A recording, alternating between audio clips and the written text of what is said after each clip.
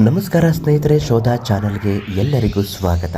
ಭಾರತ ಸ್ವತಂತ್ರದ ಇತಿಹಾಸದಲ್ಲಿ ವಿನಾಯಕ್ ದಾಮೋದರ್ ಸಾವರ್ಕರ್, ವೀರ್ ಸಾವರ್ಕರ್ ಅವರು ಹೆಸರು ಅತ್ಯಂತ ಪ್ರಭಾವಶಾಲಿ ಮತ್ತು ಅಷ್ಟೇ ಚರ್ಚಾಸ್ಪದ ಅಧ್ಯಯನವಾಗಿದೆ.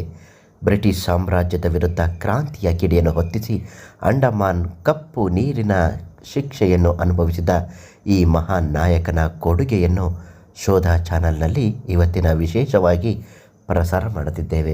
ಇದನ್ನು ನೋಡೋದಕ್ಕೂ ಮೊದಲು ನೀವಿನ್ನೂ ನಮ್ಮ ಶೋಧ ಚಾನಲನ್ನು ಸಬ್ಸ್ಕ್ರೈಬ್ ಮಾಡಿಲ್ಲ ಅಂದರೆ ಮೊದಲು ಸಬ್ಸ್ಕ್ರೈಬ್ ಮಾಡಿ, ಬೆಲ್ ಐಕಾನ್ ಟಚ್ ಮಾಡಿ. ಕ್ರಾಂತಿಕಾರಿ ಚಟುವಟಿಕೆಗಳು ಆರಂಭ ಮತ್ತು ಅಭಿನವ ಭಾರತ. ಸಾವರ್ಕರ್ ಅವರು ಕೇವಲ ಲೇಖಕರು ಮಾತ್ರವಲ್ಲ, ಕ್ರಿಯಾಶೀಲ ಕ್ರಾಂತಿಕಾರಿಯಾಗಿದ್ದರು. ವಿದ್ಯಾರ್ಥಿ ದಶೆಯಲ್ಲೇ ಅವರು ಬ್ರಿಟಿಷ್ ಆಡಳಿತದ ವಿರುದ್ಧ ಹೋರಾಡಲು ಮಿತ್ರಮೇಳ ಎಂಬ ರಹಸ್ಯ ಸಂಘಟನೆಯನ್ನು ಪ್ರಾರಂಭಿಸಿದರು. ಇದು ಮುಂದೆ 1904ರಲ್ಲಿ ಅಭಿನವ್ ಭಾರತ್ ಎಂಬ ಪ್ರಖ್ಯಾತ ಕ್ರಾಂತಿಕಾರಿ ಸಂಸ್ಥೆಯಾಗಿ ರೂಪಾಂತರಗೊಂಡಿತು. ವಿದೇಶಿ ಬಟ್ಟೆಗಳ ಬಹಿಷ್ಕಾರ ಮತ್ತು ಹೋಳಿಯನ್ನು ಮಾಡುವ ಮೂಲಕ ಯುವಕರಲ್ಲಿ ಸ್ವದೇಶ ಜಾಗೃತಿ ಮೂಡಿಸಿದರು. ಲಂಡನ್ಗೆ ಹೋದ ಮೇಲೂ ಫ್ರೀ ಇಂಡಿಯಾ ಸೊಸೈಟಿ ಸ್ಥಾಪಿಸಿ ಭಾರತದ ಸ್ವಾತಂತ್ರ್ಯಕ್ಕೆ ಅಲ್ಲಿನ ಯುವಕರನ್ನು ಸಂಘಟಿಸಿದರು. ಬ್ರಿಟಿಷರು 1857ರ ದಂಗೆಯನ್ನು ಕೇವಲ ಸಿಪಾಯಿ ದಂಗೆ ಎಂದು ಕರೆದರು. ಅದರ ಮಹತ್ವವನ್ನು ಕುಗ್ಗಿಸಲು ಯತ್ನಿಸಿದರು. ಆದರೆ ಸಾವರ್ಕರ್ ಅವರು ಲಂಡನ್ನಲ್ಲಿದ್ದಾಗ ತೀವ್ರ ಸಂಶೋಧನೆ ನಡೆಸಿದರು. The Indian war of independence 1857, ಭಾರತದ ಸ್ವತಂತ್ರ ಸಂಗ್ರಾಮ ಎಂಬ ಅದ್ಭುತ ಗ್ರಂಥವನ್ನು ಬರೆದರು.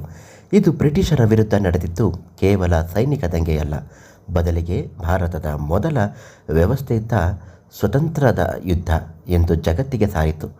ಈ ಪುಸ್ತಕವು ಅಂದಿನ ಭಾರತೀಯ ಕ್ರಾಂತಿಕಾರಿಗಳಿಗೆ ಭಗತ್ ಸಿಂಗ್, ಸುಭಾಷ್ ಚಂದ್ರ ಬೋಸ್ ಸೇರಿದಂತೆ ಭಗವದ್ಗೀತೆಯಂತೆ ಪ್ರೇರಣೆ ನೀಡಿತು.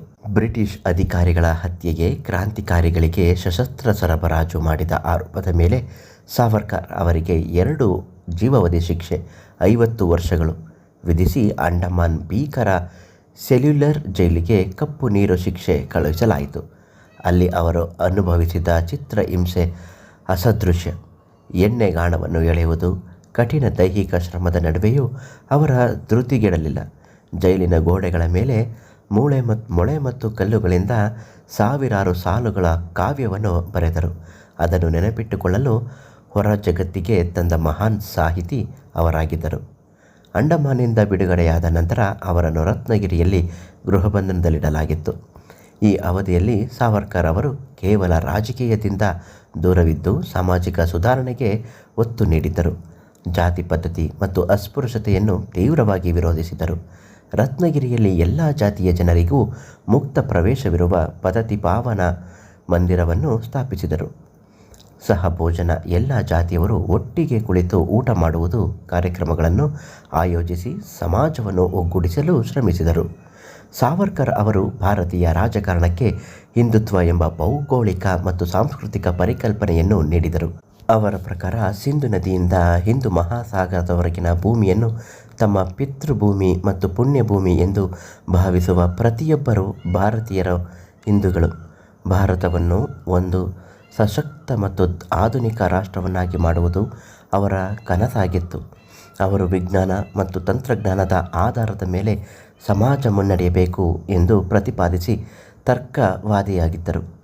ವೀರ ಸಾವರ್ಕರ್ ಅವರು ಇಡೀ ಜೀವನ ದೇಶಭಕ್ತಿ, ಕ್ರಾಂತಿ, ಸಾಹಿತ್ಯ ಮತ್ತು ಸಾಮಾಜಿಕ ಸುಧಾರಣೆಗಳ ಸಮ್ಮಿಲನವಾಗಿತ್ತು.